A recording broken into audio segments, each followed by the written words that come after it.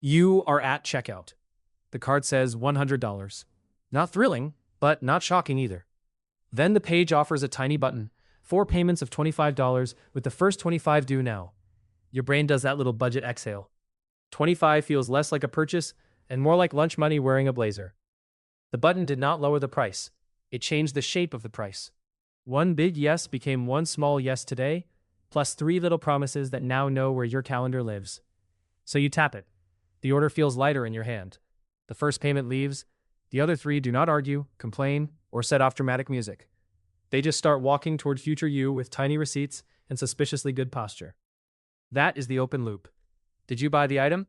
Or did you give a checkout button first claim on your next few paychecks? You are still looking at the same $100 cart. Nothing has become cheaper. The page has just turned one price tag into 4 smaller moments, with $25 standing closest to your thumb. That can feel genuinely useful. If cash comes in on Friday and the purchase is sitting there on Tuesday, a smaller first payment can make the checkout feel less sharp. The system does not need to trick you. It only needs to show the smallest piece first. But a sliced price is still a price. The first slip is not the whole purchase. It is the opening scene. The other 3 slips are already looking for dates on the calendar, where future you has to recognize them as real claims on cash. So the danger is not one button. It is forgetting that the button creates a schedule. Next, those polite little slips leave the screen. A few days later, you are not thinking about the card anymore. You are making coffee, answering messages, doing the normal human circus. Then the calendar taps you on the shoulder. Payment 2, payment 3, payment 4. Nothing dramatic happened. That is why the button can feel slippery. The pain does not have to live at checkout. Checkout is clean, optimistic, and lit like the cart hired a skincare consultant. The pressure shows up later, when your calendar has less personality and more authority. Yesterday's easy yes becomes today's paycheck problem. One set of dates is manageable. The question is, what happens when the same little button shows up again before the first set is finished? Now that the first receipt has learned your address, watch what happens when one cart becomes 3. Now add the normal part of real life. You do it again. Not because you are reckless, because another purchase comes up and the same button is sitting there, tiny and helpful looking. A second $100 cart becomes another $25 slice. Then a third cart does the same. Each checkout still feels like one small yes, not a giant new bill. But the receipts do not live on separate planets. 3 active $100 pay-in-4 purchases can put 3 $25 payments in the same 2-week period. That is $75 waiting outside the next paycheck door, wearing a tiny velvet rope expression it absolutely did not earn. This is why the Consumer Financial Protection Bureau's BNPL research matters here. It found many borrowers had multiple simultaneous loans during the year. Stacking is not some strange edge case. It is one of the ways the button can become hard to track.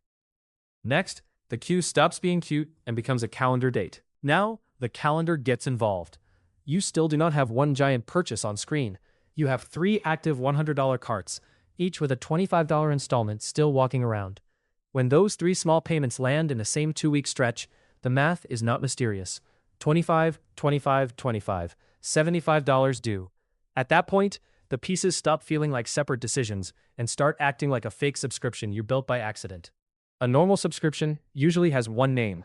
This one arrives wearing 3 disguises: last week, the week before, and the purchase your brain filed under handled.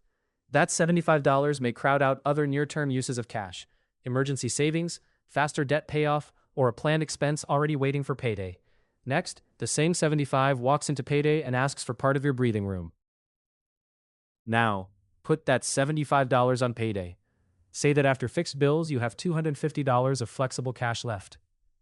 That is the little table where near-term plans sit: gas, a planned expense, maybe money you hoped would stay untouched until the next paycheck. It is not luxury yacht money. It is please let Tuesday stay normal money. Then the 3 active installments arrive together. 3 $25 payments make $75 due. 75 out of 250 is 30%. So one payment cluster takes 30% of the flexible part of the paycheck. That is the chair problem. The payment did not become bigger. It moved into the same room as everything else that needs cash. When the BNPL stack sits down, another use of cash may have to stand. And then, the regular plot twist arrives. Something else needs money. Maybe it's not a disaster. Maybe it's one of those boring expenses that appears because life enjoys improv. A tire, a bill, a family errand, the thing you forgot would not politely wait. The BNPL payments do not become evil because this happened. They just do what future promises do. They keep knocking. Now the room feels smaller.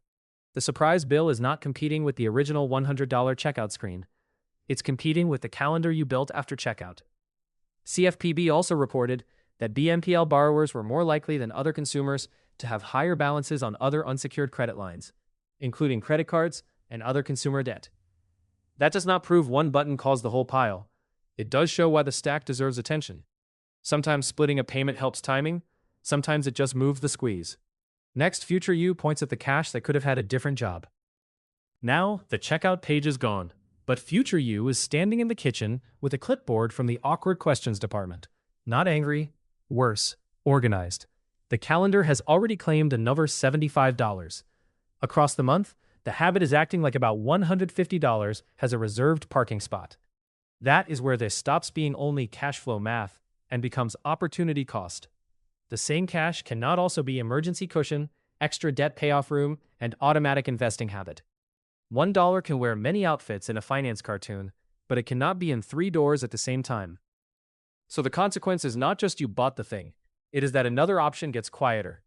The next surprise bill has less padding, another balance may wait longer. The investing habit stays a sticky note instead of becoming a transfer. Next, future you sorts that same $150 into 3 better jobs before the calendar hires it again. By now, the calendar has turned the little checkout slices into a rolling $150 a month. So picture that money as a tiny worker in a hard hat, waiting for an assignment. It can still do useful work. It just cannot do every job at once. Job 1. Emergency cushion. The cash sits in a jar, bored in sunglasses, doing absolutely nothing. Perfect. Boring emergency money is a feature, not a bug. Job 2. Debt payoff room. If other balances are already pressing on the month, that same cash can create room to pay them down faster, instead of letting every paycheck arrive already pre-chewed by past carts. Job 3. Automatic investing habit. Not glamorous, just a small scheduled contribution that future you may actually notice later. That is the quiet part of the button. It is not only asking, can you afford this slice? It is also asking, what job loses the money if this slice keeps renewing? Next, we let the boring option run for 10 years. Future you now slides a long receipt across the table, and unfortunately, brings a calculator. The receipt is not judging you. It is asking what a rolling $150 a month could have been doing while the little installments kept taking turns. If that same $150 became a monthly investing habit for 10 years, the receipt changes shape. At 5%, it grows to about $23,300. At 6%, about $24,600. At 7%, about $26,000. That does not mean every $25 button secretly steals a tiny tree from your future yard. It means a monthly habit can occupy cash that cannot also build a cushion, pay down other debt faster, or become an automatic investment contribution. That is example math, not a promise. Real life includes taxes, fees, inflation, investment volatility, and returns that do not arrive in a polite straight line. Next, the camera moves to the credit window, because future you is not done being mildly inconvenient. One more window opens behind your calendar. Credit visibility. In 2025, Axios and the Washington Post reported that FICO announced BNPL-inclusive versions of FICO Score 10 and FICO Score 10T. So the little checkout receipt is not necessarily trapped inside the shopping app forever. Some newer score versions are being built to consider buy now, pay later data. But the receipt does not get a cartoon stamp that says hero or villain.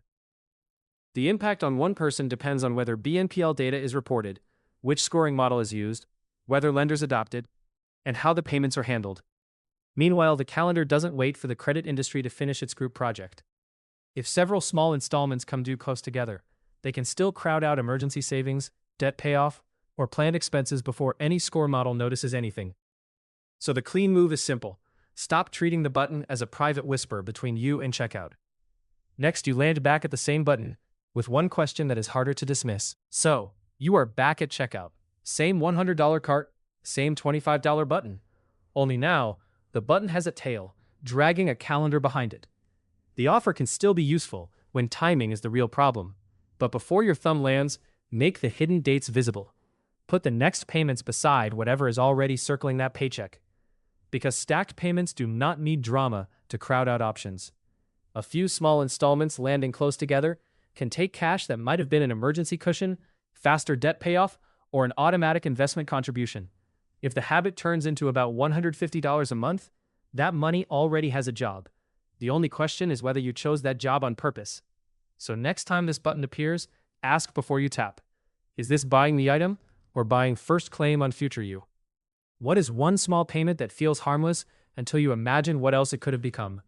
If this made money feel a little less mysterious, subscribe to Stick Finance for the next hidden cost, quiet wealth habit, and money pressure pattern drawn clearly.